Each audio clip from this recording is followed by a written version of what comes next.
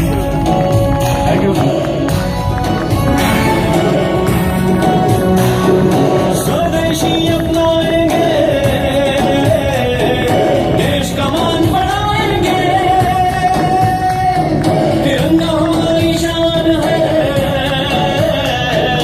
इस पे जा कुर्बान है, इस पे जा कुर्बान है, हमारा सबसे प्यारा भारत।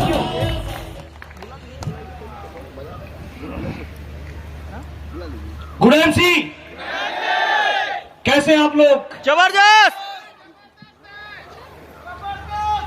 मैं वेद प्रकाश ओझा इस गोरखपुर के धरती पे आज वो दिन मुझे याद है। आज मैं खुशी के मारे बोल नहीं पा रहा हूं। बोलिए सर, बोलिए। आज वो जगह है कि ऐसे 54 महीना पहले जिस काम को शुरू करने जा रहा था, इस आईएमसी की शुरुआत मैंने सूरत गुजरात से किया था, लेकिन मेरा जो कर्म भूमि है वो गोरखपुर है। तो इस मिट्टी के लिए मैं चाहता हूं मुझे उड़ाता जोड़ना चाहिए। यही गोरखपुर जंक्शन है जहां पर मैं 5-5 दिन पार्ले जी बिस्किट और चाय पी के रहा हूं। यही गोरखपुर जंक्शन है जहां पे फर्स्ट टाइम मैंने आईएमसी का शुरुआत किया था। और आज ये सैलाब देख के लग रहा है कि खुशी के मारे मैं रात को 3 बजे तक सोया नहीं था। एक खुशी के मारे सीना चौड़ा हो चुका था। मैं बोलता हूं कि अगर आपको कामयाब होना है, आपको सक्सेस होना है, तो दर्द तो झेलना ही पड़ेगा। तो मैं बोलते रहता हूं कि दर्द से दर्द को दर्द होने लगा था, दर्द से दर्द को दर्द होने लगा था, दर्द ही मेरे जख्मों को धोने लगा था। दर्द से दर्द को दर्द होने लगा था, दर्द ही मेरे जख्मों को धोने लगा था।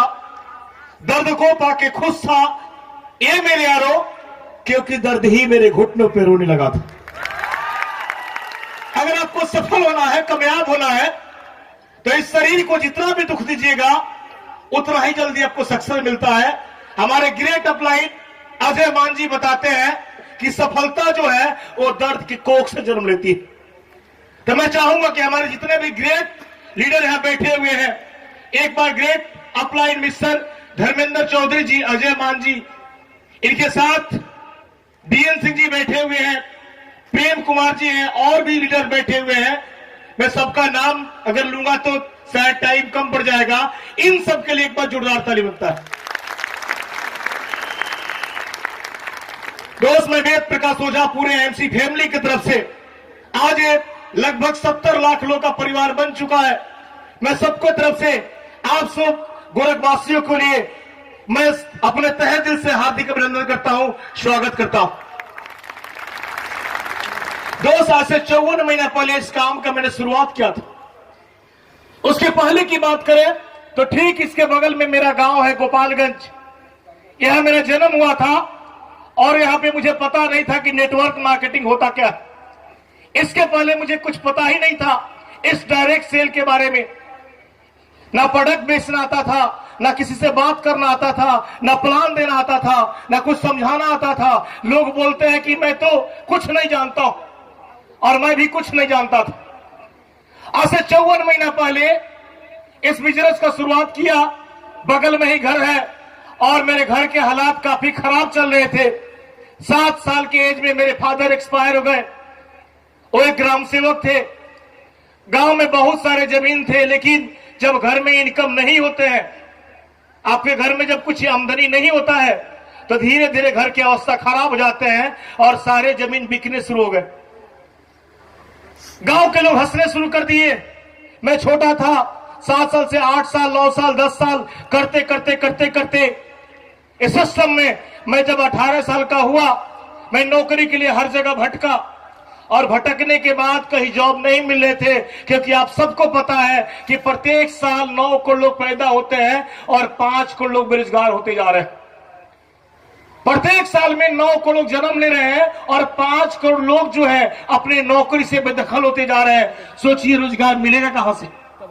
तो नौकरी नहीं मिला और मैं नौकरी के तलाश में गुजरात का शरण लिया। आपके बनारस से ट्रेन चलती है अवध एक्सप्रेस, वहां से मैं जाके चालू बोगी में बनारस के औध एक्सप्रेस में, सॉरी ताप्ती गंगा एक्सप्रेस के चालू बोगी में बाथरूम में बैठ के 36 घंटा बैठ के मैं सूरत पहुंचा था। ये मानसिकता, ये सोच इतनी छोटी थी कि मैं पानी की बोतल नहीं खरीदना पड़े, इसके लिए मैं घर से पानी का बोतल भर के लेके गया था, क्योंकि मैं गरीब था, मेरे पास पैसा नहीं था। वहां पहुंचा और पहुंचने के बाद मैं जाके टेक्सटाइल में काम किया। टेक्सटाइल में काम करने के बाद आप सबको पता है कि 6,000 के महीने पे 2 साल नौकरी किया। किराना का दुकान धीरे धीरे चालू किया, लेकिन उससे भी काम नहीं चला, क्योंकि दोस्त जब आपके खर्चे बड़े हो और इनकम छोटा हो तो कितना भी कुछ करिए आप आगे नहीं बढ़ सकते। क्योंकि मैंने एक सर्वे देखा कि दुनिया का कोई भी इंसान नौकरी करके इस देश का महान व्यक्ति नहीं बन सकता है, अमीर नहीं बन सकता है। तब मैंने किराना दुकान का शुरुआत किया, 8 साल उस दुकान को चलाया और 8 साल दुकान चलाने के बाद कुछ नहीं हुआ। जितने चूहा के काटा हुआ बिस्किट था, जितने उस दुकान के सबसे खराब सामान थे, वो घर पे यूज होता था, दशा नहीं बदल रहा था। तो किसी ने कहा था कि अगर एक दिशा में चलने से आपकी दशा नहीं बदलती है तो उस दिशा को बदल देने चाहिए। यस या नो? अगर आपको एक दिशा में चलने से आपकी दशा नहीं बदल रही है तो दिशा को बदलने चाहिए। और मैं वहीं बैठ के डिसीजन सोचने लगा कि मेरा फैमिली, मेरे घर में 2 मेरी छोटी बहन, एक छोटा भाई, 8 एकड़ जमीन गिरवी है, करोड़ों के खर्चे हैं।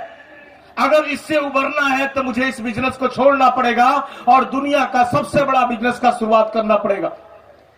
लेकिन दुनिया का सबसे बड़ा बिजनेस होता क्या है ये मुझे पता ही नहीं था।